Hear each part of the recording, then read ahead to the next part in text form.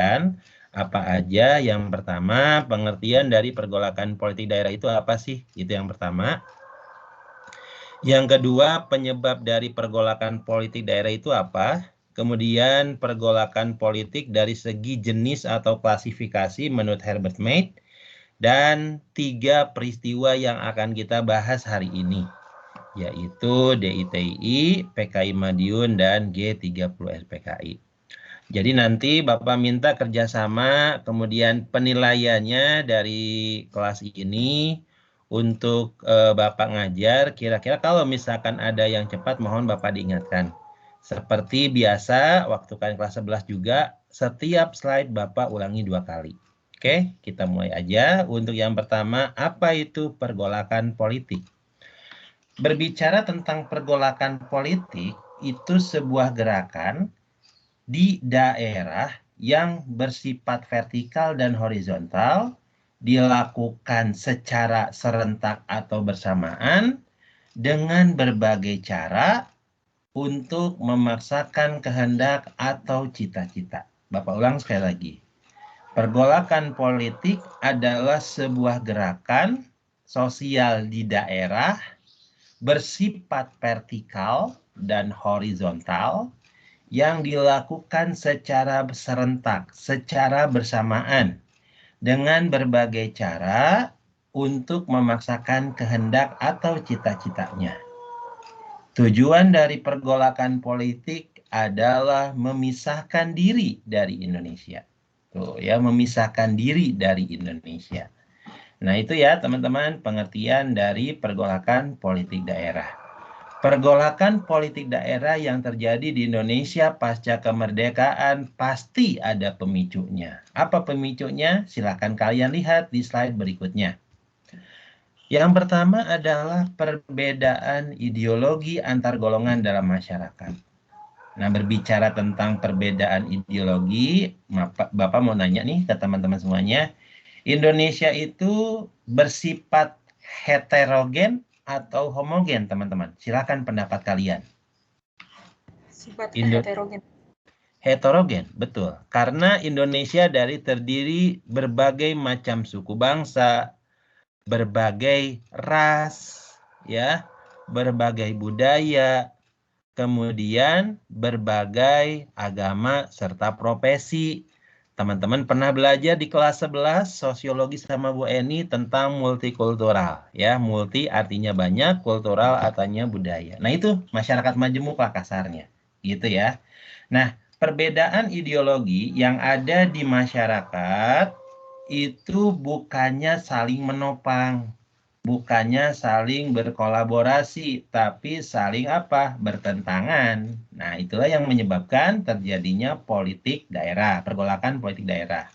Yang kedua, ada tindakan sewenang-wenang, mungkin dalam bahasa kalian otoriter dari pihak penguasa.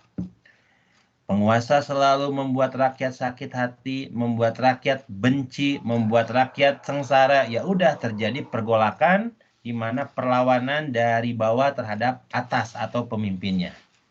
Kemudian yang ketiga, ada tokoh sebagai pendorong, artinya tokoh ini sebagai pemicu, di mana beliau merupakan simbol pergolakan, artinya tokoh ini memiliki karismatik, kemudian leadership yang bagus, dan dianggap oleh kelompoknya tokoh yang bisa memperjuangkan aspirasinya. Makanya tokoh ini menjadi hal yang sentral dalam sebuah gerakan. Itu yang ketiga. Yang keempat adalah konflik yang berkepanjangan. Artinya gini teman-teman ya, yang namanya konflik itu pasti dalam kehidupan sehari-hari lah, tidak dipungkiri bakal terjadi. Baik konflik kecil maupun konflik besar. Nah, yang dimaksud dengan konflik berkepanjangan ini adalah konflik yang tidak buru-buru diselesaikan. Solusinya apa? Bisa menjadi bom waktu atau pemicu langsung dari pergolakan politik daerah. Ya, Bapak ulang lagi. Penyebab pergolakan politik daerah yang pertama karena perbedaan ideologi yang saling bertentangan di masyarakat. Yang kedua, tindakan otoriter dari penguasa. Adanya tokoh yang dianggap pendorong atau simbol karena tokoh ini dianggap bisa memperjuangkan perjuangan rakyat atau aspirasi rakyat. Dan yang terakhir, yang keempat, di mana konflik yang berkepanjangan.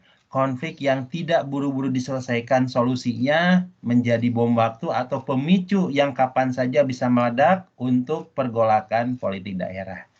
Baik, teman-teman, IPS 1 dari penjabaran yang Bapak sampaikan, ada yang tanyakan enggak sampai sini?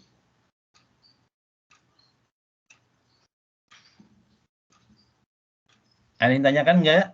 Jelas apa yang Bapak sampaikan? Kecepatan enggak, teman-teman? Bapak nyampainya kecepatan enggak? Oh, Enggak, Pak. gitu. Baik, baik, baik, baik. Ya, Bapak lanjutkan lagi ya. Untuk yang berikutnya, ada klasifikasi pergolakan politik menurut Herbert Fate. Nah, menurut Herbert Fate, ada beberapa klasifikasi. Yang pertama adalah ada kategori ideologi, artinya pergolakan politik yang bertujuan mengganti Pancasila dengan ideologi lain. Mereka menganggap ideologinya adalah yang paling benar, ideologinya yang bisa menggantikan kedudukan Pancasila sebagai ideologi. Nah, pergolakan politik yang termasuk dalam kategori ideologi adalah PKI Madiun. Nah, teman-teman, di sini kita lihat ada PKI Madiun, berarti ingin mengganti Pancasila dengan apa? Bagaimana pendapat kalian? Dengan ideologi apa digantinya? Ayo, dicoba. PKI ini ingin mengganti Pancasila dengan ideologi apa?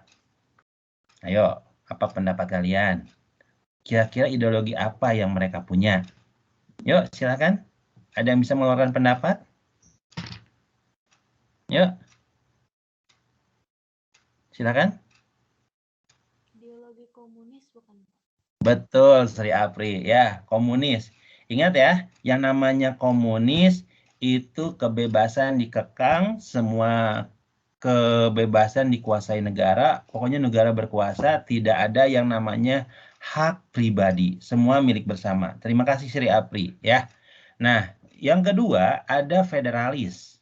Federalis itu adalah sistem negara bagian, teman-teman. Bisa kalian lihat di negara Amerika Serikat yang terdiri dari beberapa negara bagian, di mana Indonesia menggunakan sistem negara bagian ini ingin Indonesia hancur, teman-teman. Ini pernah terjadi pasca KMB, di mana Indonesia menggunakan sistem RIS, Republik Indonesia Serikat, atau negara bagian. Nah, ketika diterapkan hanya berlangsung 8 bulan, teman-teman. Karena banyak beberapa daerah yang hancur, ya. Bukannya berdampak positif, malah berdampak negatif. Bukannya persatuan, malah terjadi perpecahan. Makanya di tanggal 17 Agustus 1950, Indonesia mengumumkan kembali jadi negara kesatuan. Wah, ini nih pengen Indonesia hancur. Udah hancur, tepuk tangan mereka. Nah, pergolakan politik yang termasuk kategori federalis adalah APRA, Angkatan Perang Ratu Adil, Andi Aziz, dan Republik Maluku Selatan. Lalu kemudian etnis atau ketimpangan ekonomi, karena kalau bisa dibilang ya teman-teman ya, yang disebut etnis atau ketimpangan ekonomi di sini artinya pergolakan politik ini di mana hanya mementingkan apa ya, ibaratkan mereka menganggap pemerintah mementingkan etnis tertentu sementara yang lain tidak diperhatikan, itu maksudnya. Lalu ketimpangan ekonomi maksudnya pembangunan tidak merata, pembangunan hanya terfokus di Pulau Jawa, tapi pulau-pulau lain itu tidak ada perhatian dan tidak terjadi keseimbangan ekonomi. Pusat lebih diutamakan, daerah tertinggal, itulah yang terjadi. Di mana nama gerakannya PRRI dan Permesta. Ini ya yang menurut Herbert Fate. Jadi untuk hari ini kita belajarnya PKI Madiun, DITI, dan G30S PKI. Itu ya. Assalamualaikum Baik. Pak. Waalaikumsalam. Silakan. Siapa ini? Azra Pak. Oh iya Azra. Oke, nggak apa-apa. Silakan Azra. Terus siapa lagi? Udah nggak ada lagi? Maaf Pak, baru bangun tadi. Oh iya nggak apa-apa Azra. Yang Tiduran penting sebentar Pak. nggak apa-apa. Yang penting kamu hadir. Nggak apa-apa. Ya, Pak. Simak aja ya. Oke. Ya, Pak. Lanjut berikutnya. Oke. Bentar ya. Oke, sebentar.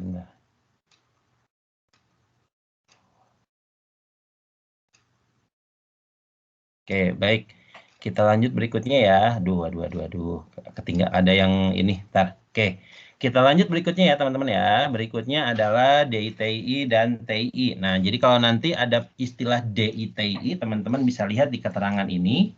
DITI adalah Darul Islam dan TI Tentara Islam Indonesia. Nah, di mana DITI pertama kali terjadinya bukan di Jawa Tengah, tapi di Jawa Barat, daerah Tasikmalaya, di mana tokohnya adalah Sekar Maji Marijan Kartosuwiryo. Latar belakangnya karena kecewa terhadap perundingan Renville. Jadi Kartosuwiryo itu teman-teman, dia kecewa karena Renville sudah tahu merugikan, malah ditandatangani. Gitu. Sudah tahu isinya merugikan bangsa Indonesia, kenapa ditandatangan? Bangsa Indonesia benar-benar marah dengan isi perundingan Renville ini. Tapi pemerintah punya alasan kuat kenapa ditandatangani meski isinya merugikan, karena bangsa Indonesia, pemerintah ingin dunia internasional tahu bahwa Indonesia itu adalah negara yang taat hukum, negara yang taat dengan aturan, makanya ditandatangani meski berat walau hasilnya rugi. Nah, itu yang pertama. Yang kedua, Kartosuwiryo kecewa atas perintah dari pemerintah untuk hijrah. Karena dalam salah satu isi perundingan Renville, TNI harus pindah dari daerah Kantong, daerah yang dikuasai oleh Belanda, ke daerah Republik yang dikuasai oleh Indonesia. Pada waktu itu terkenal sebuah peristiwa hijrahnya tentara Siliwangi dari mana Pak? Dari Jawa Barat ke Jawa Tengah. Nah, itu teman-teman ya, itu. Nah, kemudian lanjut berikutnya, kecewa terhadap kebijakan RERA. Nah, RERA itu teman-teman, ini adalah kebijakan dari Kabinet Muhammad Hatta. Kebetulan Kartosuwiryo ketika mendirikan DITI berbarengan dengan Muhammad Hatta berkuasa pada waktu itu. Ketika Muhammad Hatta berkuasa, dia melihat kok jumlah tentara banyak, tapi anggaran yang ada untuk bayar mereka sedikit. Daripada kondisi ekonomi itu amburadul, lebih baik ada salah satu yang dikorbankan, yaitu tentara. Karena tentaranya sudah overload, teman-teman. Banyak laskar-laskar di beberapa daerah. Makanya Hatta mengeluarkan reorganisasi. Artinya apa? Perbaikan struktur ketentaraan. Yang dipilih, yang dibutuhkan oleh pemerintah pada waktu itu adalah tentara yang sudah mengenyam pendidikan ketentaraan yang dikenal dengan tentara profesional dari lulusan PETA dan dari Kenil Belanda. Makanya yang dipilih dua itu. Nah, sementara laskar-laskar odong-odong atau laskar-laskar yang dikatakan dadakan itu kemudian dibubarkan. Makanya nanti dampak dari kebijakan RERA ini banyak yang dikatakan tentara atau barisan sakit hati. Nanti itu ada. Nah, kemudian yang kedua, selain reorganisasi perbaikan ketentaraan di mana pemerintah merekrut tentara profesional, yang kedua ada rasionalisasi, ya, reorganisasi dan rasionalisasi. Rasionalisasi itu apa, Pak? Yaitu mengurangi jumlah tentara sesuai dengan kebutuhan saja agar tidak overload atau tidak berlebihan. Nah, disinilah jumlah tentara yang dibutuhkan berapa, yang tidak penting ya udah dikurangi. Makanya banyak yang dikatakan sakit hati juga, ya. Nah, itu terpaksa dilakukan oleh Muhammad Hatta, bukan berarti beliau tidak peduli terhadap nasib tentara. Cuman keadaanlah yang memaksa beliau seperti itu. Keuangan agar tetap stabil, ekonomi tidak terganggu, itulah yang terjadi. Makanya gerakan DITI ini salah satunya itu ya karena RERA tadi. Dan penyebaran dari DITI sudah menyebar ke Jawa Barat, Jawa Tengah, Jawa Timur, Jawa Tengah, Aceh, dan Kalimantan Selatan, serta Sulawesi Selatan. Lanjut berikutnya ya teman-teman ya. Jadi untuk penumpasan DITI ini pemerintah tidak gegabah. Yang pertama menggunakan diplomasi dulu, diingetin dulu bahwa yang namanya gerakan ini sudah dikatakan melanggar UUD 45 dan Pancasila. Pemerintah mengirim Muhammad Natsir meminta Kartosuwiryo menghentikan gerakannya. Nah, ternyata respon dari Kartosuwiryo apa? Tidak, bahkan dikatakan boam kalau dalam bahasa kalian, ya. Udah, kamu ngapain ngurusin urusan saya? Ini urusan saya ini, gitu kan. Akhirnya ya udah dah, kamu saya istilahnya kamu ini nih. Pokoknya urusan lu, urusan gue kalau dalam bahasa kita, ya. Nah, akhirnya karena ditolak mentah-mentah, pemerintah kemudian menggunakan opsi terakhir, yaitu dengan apa? Yaitu dengan menggunakan operasi militer dengan taktik pagar betis, ya. Operasinya Baratayuda, taktiknya pagar betis, mengepung musuh dari berbagai arah, biar tidak berkutik dan tidak kemana-mana. Dan usaha tersebut berhasil. Kartosuwiryo ditangkap dan dijatuhi hukuman mati. Itu ya teman-teman ya, DITI Jawa Barat.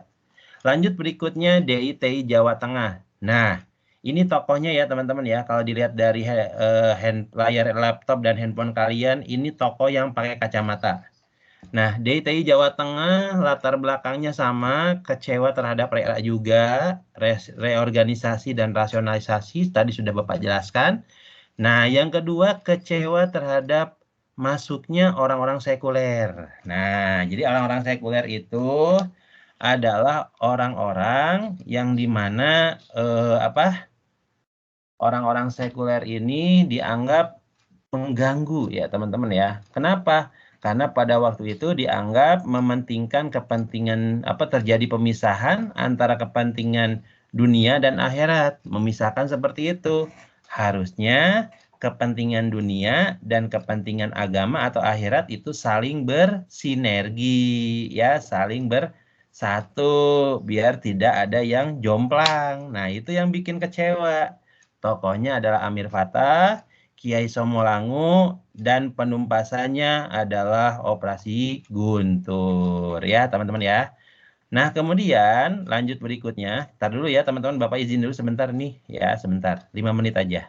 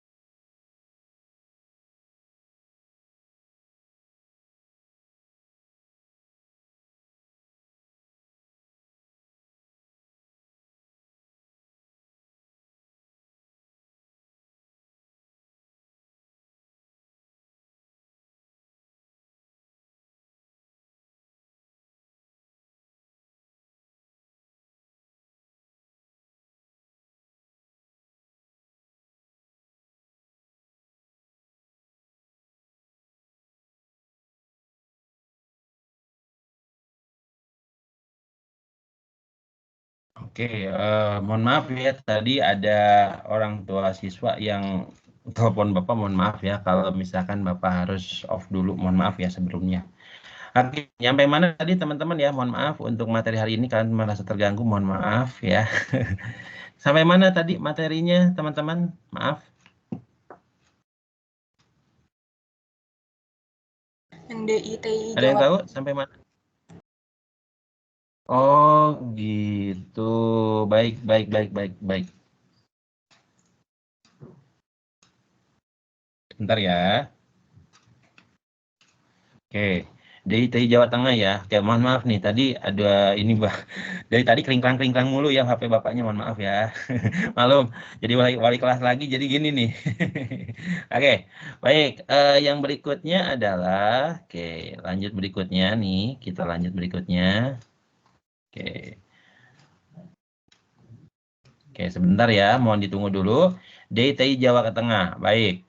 Kita lanjut yang ke-9, ada DITI Sulawesi Selatan, di mana tokohnya adalah Kahar Muzakar. Di mana tokoh ini merupakan tokoh yang sangat berpengaruh di Makassar pada waktu itu. Beliau sangat gagah berani dalam leadership, dalam peperangan juga gagah berani, leadershipnya juga bagus. Nah, beliau melakukan pemberontakan karena laskar yang dia pimpin yang bernama Komando Gerilya Sulawesi Selatan dihapuskan. Yang tadi Rera tadi teman-teman. Lalu tidak diangkatnya beliau sebagai Komandan Brigade Hasanuddin. Ya, jadi jasa beliau dianggap tidak ada harganya gitu dari perjuangan beliau. Wah, ini nih yang bikin beliau kecewa dah. Akhirnya Khan Muzakar melakukan pemberontakan, melakukan perlawanan, menggabungkan diri dengan DITI, pemerintah bereaksi dengan operasi militer, cuman sayang operasi militernya sangat lama. Kenapa? Karena anggota dari Kahar Muzakar ini pengalaman perangnya cukup banyak dan medannya juga mendukung serta tentaranya juga paham medan. Nah, makanya terjadi pertempuran yang kurang seimbang. Nah, DITI Sulsel ini baru selesai di tahun 1965 dalam sebuah perang di mana beliau tertembak mati. Begitu ya untuk DITI Sulsel. Lanjut berikutnya untuk DITI Kalsel atau Kalimantan Selatan. Tokohnya bernama Ibnu Hajar ya teman-teman ya. Di mana tokohnya bernama Ibnu Hajar. Nah, Ibnu Hajar sendiri juga merupakan seorang tentara yang sakit hati gara-gara kebijakan Rekra tadi ya.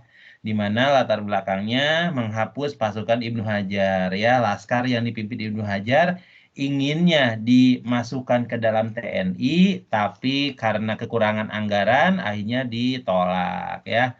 Makanya Ibnu Hajar mendirikan laskar atau tentara yang bernama Kesatuan Rakyat yang Tertindas. Nah, itulah kemudian pemerintah melakukan tindakan tegas. Ibnu Hajar kemudian ditangkap dan dijatuhi hukuman, entah hukuman seumur hidup kayaknya deh. Ini ya untuk Kalimantan Selatan. Lanjut berikutnya DITI Aceh. Mungkin kalau teman-teman berbicara tentang DITI Aceh, ini bisa dilihat dari kontribusinya. Nah, mungkin teman-teman bisa tahu adanya pesawat terbang pertama kali dari mana? Sumbangan dari pengusaha Aceh yang digunakan oleh pemerintah pada waktu itu untuk terbang ke luar negeri dalam rangka diplomasi dan perjuangan untuk pengakuan kemerdekaan ya, di mana tokohnya bernama Daud Bere. Nah, gini teman-teman ya. Dalam sejarah ada janji antara Soekarno dengan Daud Bere ini. Nah, waktu itu Soekarno meminta Daud Bere agar Aceh mau bergabung dengan Indonesia. Nah, kata Daud Bere, oke, saya mau dengan syarat dua hal. Aceh jadi provinsi sendiri dan tidak dimasukkan ke provinsi Sumatera Timur, kalau sekarang Sumatera Utara. Yang kedua, diperbolehkan untuk apa? Untuk ini diperbolehkan untuk menerapkan syariat Islam. Oke lah, setuju. Nah, akhirnya deal kan? Setelah lama kelamaan, Daud Bere nagih janji. untuk Aceh tolong jangan dimasukkan ke Provinsi Sumatera Timur atau Sumatera Utara. Malah dimasukin. Berang, kecewa. Lalu boleh untuk menerapkan sahih atau sahih. Nggak boleh. Nggak boleh. Syariat Islam nggak boleh. Akhirnya apa? Harus Pancasila. Nah, dari situlah kemudian Daud Beda merasa kecewa dan akhirnya melakukan perlawanan atau pemberontakan yang akan dikenal dengan DITI Aceh. Awalnya pemerintah menerapkan penumpasan dengan jalur militer, tapi karena medan yang mendukung, akhirnya diganti dengan apa? Dengan musyawarah. Dalam bahasa kalian, lu ribut, mau lu apa? Kalau dalam bahasa anak-anak sekarang, ya sini, kita ngumpul, kita bicarain, mau lu itu apa? Ya, biar kita denger gitu. Keluhan lu apa gitu kalau dalam bahasa kita ya, teman-teman ya. Nah, di mana ada musyawarah kerukunan rakyat Aceh. Disampaikanlah keinginan tersebut, bla bla bla. Akhirnya disetujui. Dan akhirnya selesai itu dengan jalur musyawarah, meskipun sebelumnya sempat ada insiden yang sangat tidak enak, yaitu perlawanan dengan senjata ya, dari korban dua-duanya juga ada. Ini ya DITI Aceh. Lanjut berikutnya PKI Madiun, teman-teman. Ini kalau berbicara PKI Madiun, kalian bisa lihat di beberapa buku ya, di mana PKI Madiun ini salah satu pemberontakan yang paling sadis ya, di mana ulama, kemudian tentara mendapat perlakuan yang tidak manusiawi pada waktu itu. Nah, untuk PKI Madiun dalam sejarah terbagi dua fase, fase Amir Syarifuddin dan Muso. Pada masa Amir Syarifuddin ada 3 poin. Yang pertama adalah Amir Syarifuddin mundur dari Perdana Menteri karena dianggap gagal dalam delegasi di perundingan Renville, kemudian sangat dikecam oleh berbagai kalangan, dianggap tidak becus, bahkan dianggap kurang layak jadi Perdana Menteri. Akhirnya sebagai bentuk tanggung jawab, menyerahkan mandat Perdana Menteri kepada Soekarno, Soekarno kemudian memerintahkan Hatta jadi Perdana Menteri. Amir turun, Hatta naik, bahasa kasarnya kayak gitu. Nah, selama Hatta jadi Perdana Menteri, yang jadi anggota itu golongan kanan saja, golongan nasionalis saja. Golongan kiri, golongan sosialis tidak diambil, tidak diikut sertakan, tidak dimasukkan ke kabinet.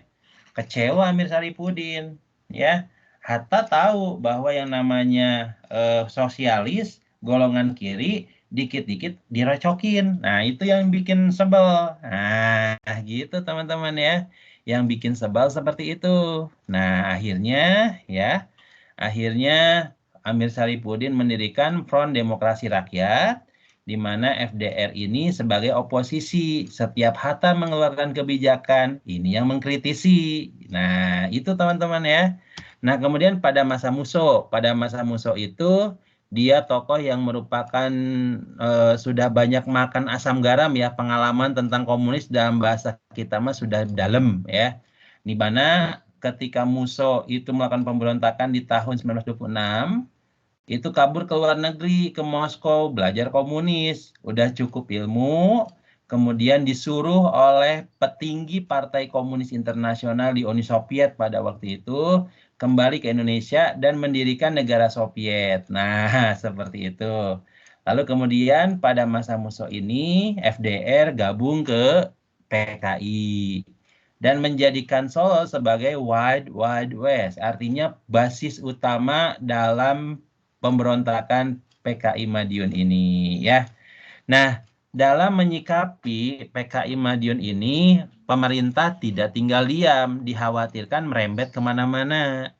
Maka pemerintah mengeluarkan 2 cara untuk penumpasan. Yang pertama dengan pidato Soekarno di RRI. Di mana pidato Soekarno di RRI ini menyatakan bahwa PKI Madiun adalah sebuah gerakan yang bertentangan dengan UUD 45 dan Pancasila, dianggap merongrong wibawa presiden, wibawa pemerintah yang dianggap bahaya yang sangat mengerikan gitu kan. Lalu Soekarno mengajukan 2 opsi, pilih siapa?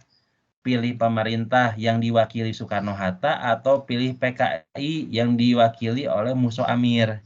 Nah, ternyata pemerintah ketika menggunakan teknik itu, ternyata rakyat Madiun memilih opsi yang pertama, yaitu Soekarno-Hatta. Maka pemerintah mengutus Gatot Subroto dan Sungkono untuk melakukan operasi penumpasan, ya. Nah, ternyata operasi penumpasan itu berhasil, di mana dengan ditandai tewasnya 2 orang tadi, Muso dan Amir Syarifuddin, ya. Dan tanggal 30 September operasi dinyatakan selesai. Alhamdulillah tuh selesai ya. Oke. Sampai sini dulu teman-teman IPS 1. Apa yang Bapak sampaikan terlalu cepat enggak?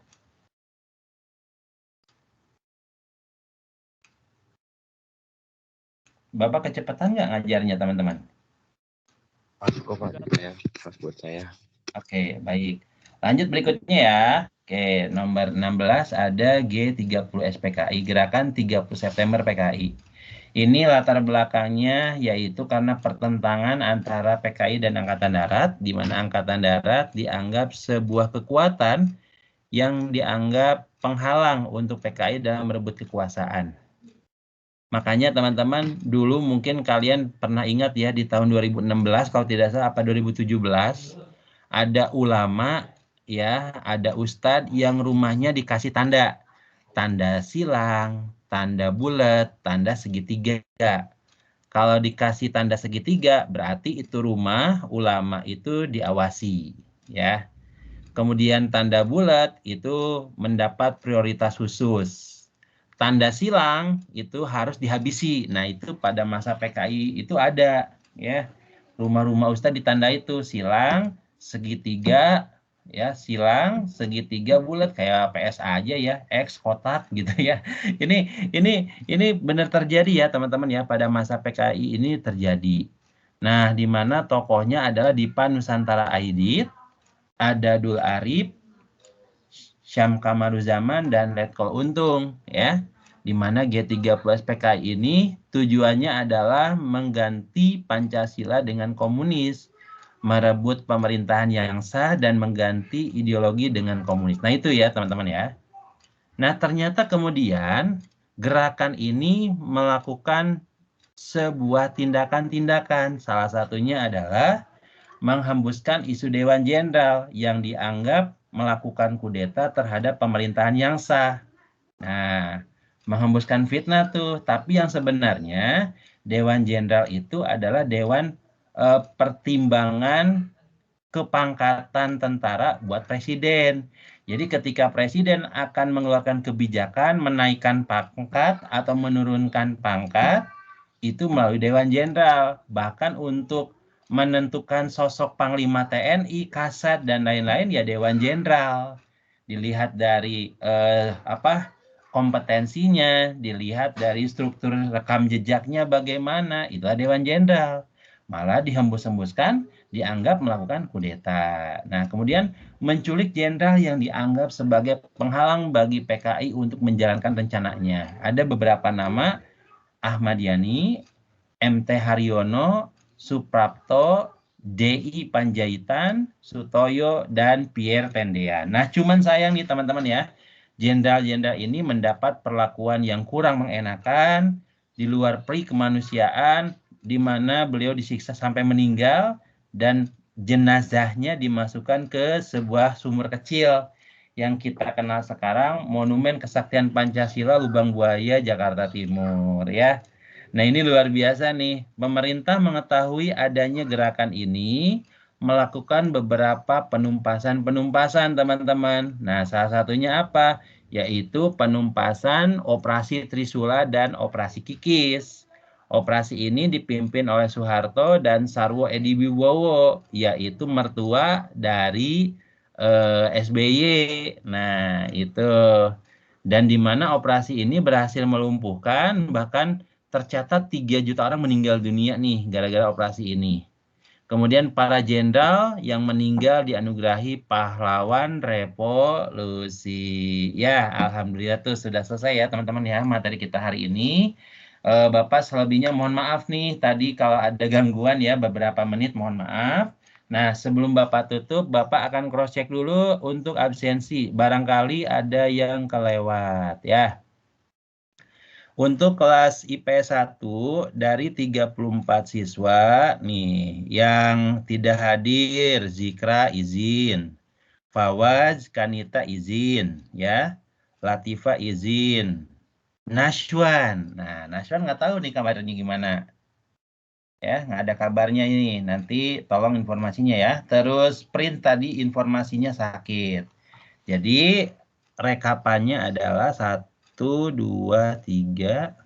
Pokok dulu. 1, 2, 3, 4, 5, 6.